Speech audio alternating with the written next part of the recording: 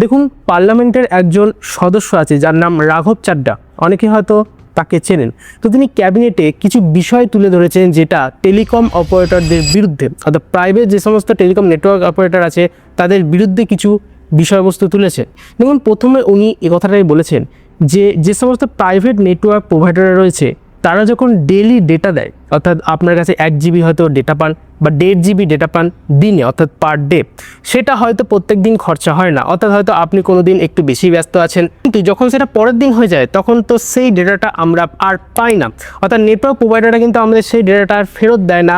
আর রাঘব চাড্ডা এটার উপরই প্রশ্ন করেছে যে এটা কেন। তার কারণ আমরা সেই যে নেটওয়ার্কটি সেটাকে ব্যবহার করার জন্য আগে থেকেই টাকা দিয়ে দিয়েছি, তাহলে এইটা কেন নয়?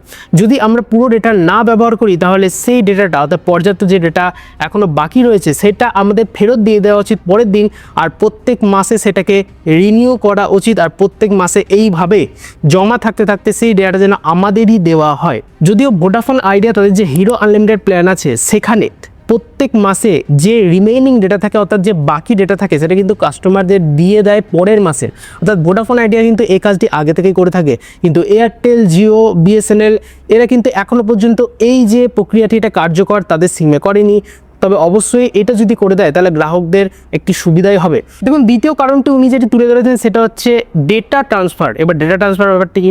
দেখুন, আমরা অনলাইনে একে অপরকে পেমেন্ট করে থাকি, তাই রাঘব চাড্ডা যিনি আছেন পার্লামেন্টের সদস্য, তিনি এরকমই তুলে ধরেছেন যে এইভাবে আমরা যেন ডেটাও আমাদের প্রতিবেশী বা আমাদের যে নিকটবর্তী আত্মীয় রয়েছে তাদেরকে ট্রান্সফার করতে পারি।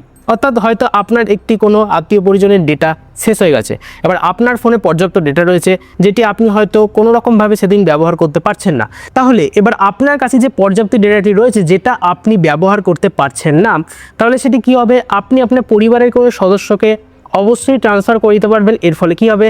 আপনার যে পরিবারের সদস্যের যে ডেটা শেষ হয়ে গেছে সেই কিন্তু আপনার ডেটাটি ব্যবহার করে ইন্টারনেট ব্যবহার করতে পারবে। তো এই বিষয়টা কিন্তু তুলে ধরেছে। দেখুন, 3 নম্বর কারণটি উনি যেটি তুলে ধরেছেন সেটা তো হওয়াই উচিত। দেখুন, আমাদের সাথে দীর্ঘদিন ধরে যে স্ক্যামটি হয়ে আসছে সেটা হচ্ছে 28 দিনের রিচার্জ প্ল্যান। আর 28 দিনের রিচার্জ প্ল্যান যদি আপনি প্রত্যেক বছরে করেন তাহলে বছরে আপনাকে 13টি রিচার্জ করতে হচ্ছে, এরকমটাই জানা যাচ্ছে রিপোর্ট অনুযায়ী।